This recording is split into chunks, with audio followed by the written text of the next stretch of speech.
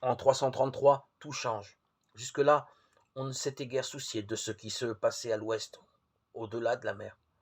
Or voici qu'Alexandre, un jeune prince de 20 ans, qui avait hérité de son père le pouvoir sur toute la Grèce jusque-là divisée, décidait de conquérir l'Asie.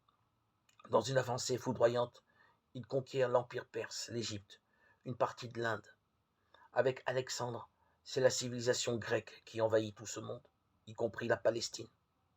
Après sa mort, des royaumes grecs s'implantent durablement, notamment en Égypte et en Syrie.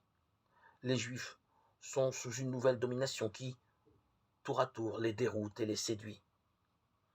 En 175, la confrontation tourne au tragique. Antiochus IV, roi de la partie syrienne de l'Empire grec, poursuit une grande politique d'unification. Tout le monde doit parler grec, vivre à la manière grecque, adopter les dieux grecs. Bref, on n'a plus le droit d'être juif, de pratiquer la loi, d'adorer le Dieu d'Israël.